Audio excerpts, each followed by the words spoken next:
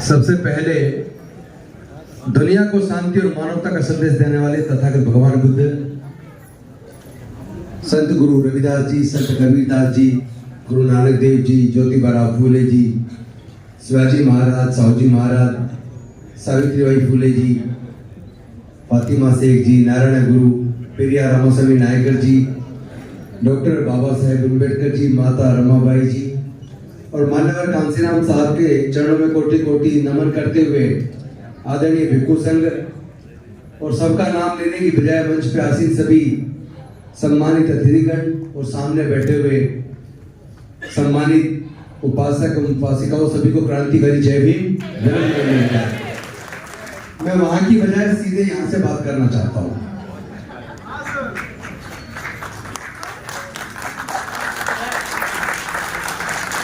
मुझे डायरेक्ट बातचीत करना अच्छा लगता है।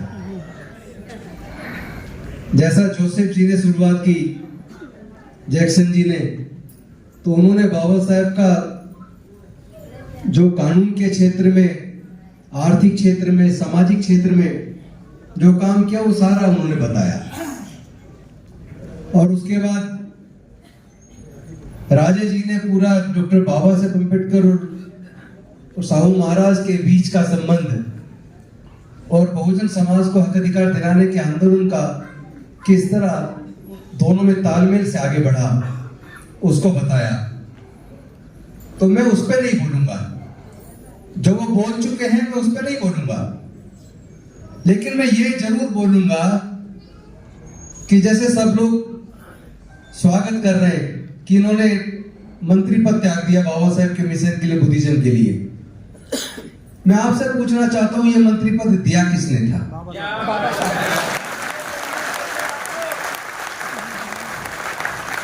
जिन्होंने हमें एमपी, एमएलए, मंत्री, doctor, engineer, scientist, collector, professor बनने का रास्ता बनाया, जिनकी वजह से हम एमएलए बने, फिर मंत्री बने, अगर वो बनने के बाद उनके विचार को आगे ना बढ़ा पाए तो हमें मर जाना चाहिए।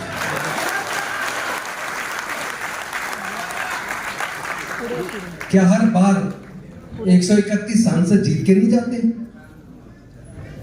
क्या राज्य की विधानसभाओं से लगभग 1100 रिजर्व सीट से विधायक जीत कर नहीं जाते?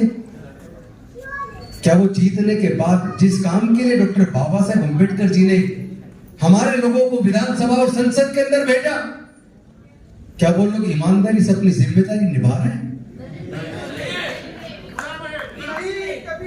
देश के अंदर लड़ाई संस्कृति की है। एक तरफ ब्राह्मण की विचारधारा है, ब्राह्मण धर्म की विचारधारा है, जो विषमता पर आधारित है, जात पर आधारित है, वर्ण व्यवस्था पर आधारित है, अन्याय पर आधारित है, शोषण पर आधारित है। और दूसरी तरफ डॉक्टर बाबा साहेब अम्बेडकर की विचारधारा है, फूले जी की विचारधारा है, साहूजी महाराज की विचारधारा है, जो बुद्ध के धम्म से उत्प्रोत है, जिसमें संत कबीर, संत गुरु रविदास, उनका मार्गदर्शन है, जो समता, स्वतंत्रता, बंधुता, न्याय पर आधारित है। इन दो विचारधाराओं के बीच, इन दो संस्कृतियों के बीच में युद्ध है। चाहे वो देवासुर संग्राम हो, आर्य अनार्यों के बीच का युद्ध हो, चाहे वो गांधी और अम्बेडकर के बीच में आर्गुमेंट हो, इसमें से एक रास्ता चुनना पड़ेगा। जो लोग दो नाव में पैर रखते हैं वो डूब जाया करते हैं, और अगर दो में से एक को चुनना है तो हम समतावादी, बंधुत्व के आधार पर, न्याय पर आधारित व्यवस्था को चुनेंगे। और डॉक्टर बाबा साहेब अम्बेडकर, जिन्होंने अपना पूरा जीवन, यहां तक कि अपने 5 में से 4 बच्चे और जवान पत्नी को हमारे और आपके लिए खो दिया, कुर्बान कर दिया, क्या आज उनकी कुर्बानी बेकार नहीं हो रही है? मनुस्मृति की वजह से हमें शिक्षा से, संपत्ति से, व्यापार से दूर रखा, हजारों साल तक जानवर से भी बदतर जिंदगी जीने के लिए मजबूर किया। उससे हमें बाहर किसने निकाला? क्या किसी देवी देवता ने निकाला? क्या बाबा साहेब से पहले जो आज हमें सम्मान मिला, क्या वो पहले कभी मिल पाया? अगर डॉक्टर बाबा साहेब अम्बेडकर हमारे पढ़ने के रास्ते ना खोलते, शिक्षण संस्थानों में रिजर्वेशन दिलाकर हमारे आगे बढ़ने के रास्ते न खोलते, सरकारी नौकरियों में रिजर्वेशन दिलाकर अगर doctor, engineer, scientist, collector, professor बनने का रास्ता ना बनाते, अगर वो रिजर्वेशन के माध्यम से विधानसभा और संसद के अंदर विधायक और सांसद बनने का रास्ता ना बनाते, उन्हीं की कुर्बानी की वजह से हम विधायक बने, मंत्री बने, सांसद बने, मुख्यमंत्री बने, यहां तक कि देश के राष्ट्रपति बने। लेकिन आज उनकी मेहनत मुझे बेकार होती दिख रही है। इस लड़ाई को लड़ना पड़ेगा। हमारे पास खेत की जमीन नहीं है, हम लोग व्यापारी नहीं हैं, और ना इतना पैसा हमारे पास है कि हम व्यापार कर ले। क्योंकि मनुस्मृति के द्वारा जो बंदिश लगी व्यापार करने पर, संपत्ति रखने पर, पढ़ने पर, उसकी वजह से हजारों साल की गुलामी हमने और आपने झेली है। और जो थोड़ी तरक्की और खुशहाली आई है, वो पढ़ने से और रिजर्वेशन से जो नौकरी मिली उसकी वजह से आई है।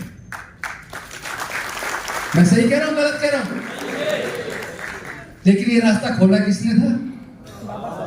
डॉक्टर बाबा साहेब अम्बेडकर ने। लेकिन क्या ये सच नहीं है? वो रास्ता इन सरकारों ने फिर से बंद कर दिया। क्या अब नौकरियां लग पा रही है? रिजर्वेशन लगभग खत्म कर दिया। देश के ज्यादातर सार्वजनिक उपक्रम, चाहे वो इंडियन रेलवे हो, पोस्टल डिपार्टमेंट हो, एमटीएनएल हो, बीएसएनएल हो, ओएनजीसी हो, बैंक हो, इंश्योरेंस कंपनियां हो, आईटीडीसी का होटल हो, एक एक करके सारे सार्वजनिक उपकरण बेच दिए। और जो बिक गया वही हमारा रिजर्वेशन खत्म, नौकरियां खत्म कर दी है। और शिक्षा को इतना महंगा कर दिया, अगर आपको अपने बच्चे को इंजीनियर बनाना हो, डॉक्टर बनाना हो, एडवोकेट बनाना हो, आर्किटेक्ट बनाना हो, चार्टर्ड अकाउंटेंट बनाना हो, तो सरकारी कॉलेज में भी इंजीनियरिंग करने के 4 साल के कोर्स के लिए 15 से 20 लाख रुपया कम से कम चाहिए। और उसमें एडमिशन से पहले कोचिंग के लिए 2 से 3 लाख रुपया चाहिए। यानी कम से कम 20 लाख रुपया खर्च करोगे तो आपका बच्चा इंजीनियर बनेगा, वकील बनेगा। हमारे अनुसूचित जाति जनजाति के 99% लोग ऐसे हैं जिनके पास 20 लाख रुपया अपने बच्चों की फीस के ऊपर खर्च करने के लिए नहीं है। 1% लोग केवल वो जो सरकारी नौकरी में थोड़े आके थोड़े मजबूत हो गए, या कुछ व्यापार छोटा मोटा काम धंधा कर लिया तो थोड़े मजबूत हो गए। तो 1% आगे बढ़ भी जाएगा तो होगा क्या? क्या बाबा साहब का ऐसा भारत बनाने का सपना था जिसमें 1% भारत के लोगों को, भारत के 40% धन संपत्ति पर कब्जा 1% लोगों का है। भारत के 90% देश की धन संपत्ति संसाधनों पर 10% का कब्जा है। तो हमारे आपके पास है क्या? केवल एक ही तो रास्ता था, पढ़ाई का और नौकरी का। दोनों रास्ते इन सरकारों ने बंद कर दिए। मैं आप सबसे पूछना चाहता हूं, जब ये रास्ते बंद किए जा रहे थे तो क्या हमारे 131 सांसद नहीं थे? क्या राज्य की विधानसभा में हमारे विधायक नहीं थे? क्या केंद्र की सरकार में हमारे मंत्री नहीं थे? लेकिन जब सब कुछ छिन रहा था, सब कुछ प्राइवेटाइज हो रहा था, शिक्षा महंगी की जा रही थी, तब हमारे मंत्री सांसद चुप रहे। और आज कुछ बचा नहीं है। हम लोग नारे लगाने में लगे, हम लोग गली गली में पार्टियां बनाते घूम रहे हैं। और दुख की बात तो यह पिछले कुछ समय में देखने में आ रहा है, जो पार्टी केंद्र में सत्ता में है वो अपने पैसे से ही है अलग अलग जातियों की पार्टियां बनवा रही है। हम लोग दिमाग का इस्तेमाल नहीं करते। हम बुद्ध की बात करते हैं पर अपने आचरण में नहीं उतारते। हम जय भीम करते हैं, कहते हम अम्बेडकरवादी है, पर बाबा साहेब के विचारधारा को अपने पर आत्मसात नहीं करते। हम लोग कहते कुछ है, करते कुछ है। आज हमारे अभी सावन का महीना आ रहा है, अभी अब कावड़ शुरू होने वाला है, खासतौर पर दिल्ली, उत्तर प्रदेश, मध्य प्रदेश, उधर बहुत बड़ी मात्रा में होने लगा है। और आप जानते हो कावड़ लेने कौन जाता है? केवल अनुसूचित जाति, जनजाति, पिछड़े वर्ग के लोग, 98%। ब्राह्मणों के बच्चे नहीं जाते, बनियों के बच्चे नहीं जाते, ठाकुरों के बच्चे नहीं जाते, कायस्थ के बच्चे नहीं जाते, ऑफिसर्स के बच्चे नहीं जाते, नेताओं के बच्चे नहीं जाते, पूंजीपतियों के बच्चे नहीं जाते। तो ये गरीब क्या इसी काम के लिए बना है? डॉक्टर बाबा साहेब अम्बेडकर जी ने अपना जीवन कुर्बान कर दिया हमें अंधविश्वास पकड़वाद से बाहर निकालने के लिए और हमारे जीवन में तरक्की लाने के लिए।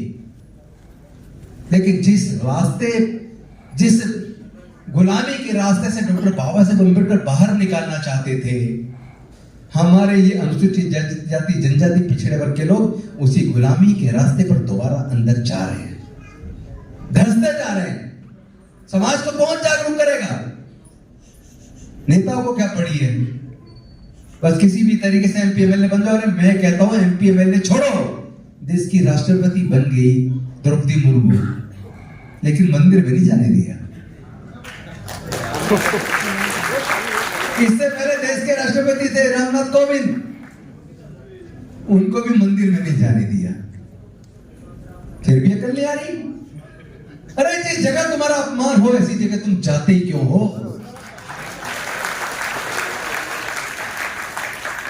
जहां जाने पर हमारा अपमान किया जाता है, हमारी हत्या कर दी जाती है, ऐसी जगह जाते क्यों हो? मैं समझता हूं जहां अपमान हो ऐसी जगह जाना बंद कर दो। इस कावड़ लेने जो लोग जाते हैं, अगर वो बच्चे कॉलेज में, स्कूल में पढ़ते तो कम से कम 20 दिन की छुट्टी करते हैं, कम से कम 20 दिन की। और कम से कम एक आदमी कावड़ लेने जाता है तो कम से कम 15 से 20 हजार रुपए खर्च करता है। और अगर कोई फैक्ट्री में काम करता है, मजदूरी करता है, नौकरी करता है कारखाने में, वो कम से कम 20 दिन छुट्टी करता है तो 20 दिन की तनख्वाह मारी जाती है। शारीरिक लॉस, शारीरिक भी हानि, क्षति हो रही है और आर्थिक भी क्षति हो रही है। और जो पैसे कमा रहे हैं वो जाते नहीं। तुम क्यों जा रहे हो? तुम्हें अकल कब आएगी? दुनिया के पहले साइंटिस्ट तथागत बुद्ध हुए, जिन्होंने दुख से दूर होने का, मुक्ति का मार्ग दिया, लेकिन तुम फिर दुख में घुस रहे हो। दिमाग का इस्तेमाल करो। और एक गलती और करते हैं हम लोग, व्यक्ति पूजक बनते हैं, विचार को नहीं मानते। आस्था नहीं तो सारा बेड़ा गर्क किया है। लोग कहते हैं आस्था का सवाल है, यहां तक कि सुप्रीम कोर्ट ने भी एक जजमेंट दे दिया आस्था के आधार पर। तुम्हारी आस्था आस्था है, हमारी आस्था का क्या है? 1964 से आरपीआई के नेतृत्व में, आरपीआई के नेता थे बुद्धप्रिय मौर्य, प्रोफेसर बुद्धप्रिय मौर्य। उनके नेतृत्व में बहुत बड़ा आंदोलन चला, लाखों लोग जेल गए। 1964 से आंदोलन शुरू हुआ कि संसद भवन के प्रांगण में भारत के संविधान निर्माता, दलितों, पिछड़ों, आदिवासियों के मुक्तिदाता, महिलाओं के उद्धारक डॉक्टर बाबा साहेब अम्बेडकर की प्रतिमा लगनी चाहिए संसद के अंदर। और एक लंबे संघर्ष के बाद जब लाखों लोग अपने जेल गए, कितनी माताओं ने बच्चों को जेल में जन्म दिया, कई लोगों की डेथ हुई, इतने बड़े आंदोलन के बाद 2 अप्रैल 1967 को संसद भवन के प्रांगण में डॉक्टर बाबा साहेब अम्बेडकर की मूर्ति लगी, जो ये इशारा करती है कि ये संसद भवन है। ये वो संसद भवन है जहां पूरे देश की और तुम्हारी तकदीर लिखी जाती है।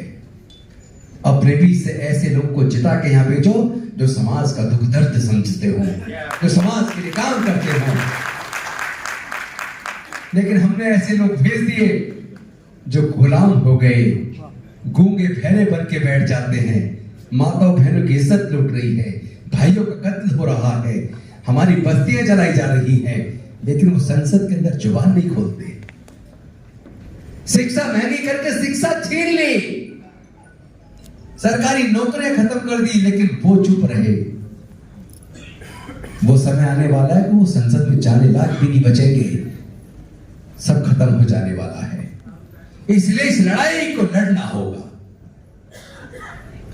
और अगर जीतना है तो केवल तथागत बुद्ध के मार्ग पर चलकर डॉक्टर बाबा साहब अम्बेडकर की विचारधारा, फूले साहू अम्बेडकर की विचारधारा से कोई दूसरा रास्ता नहीं है। ये विचारधारा की लड़ाई है, लाठी गोली की लड़ाई नहीं है। बहुत से लोग आजकल कहते हैं गोली का जवाब गोली से देंगे। तुम्हारे पास गोली है कहां? है तुम्हारे पास?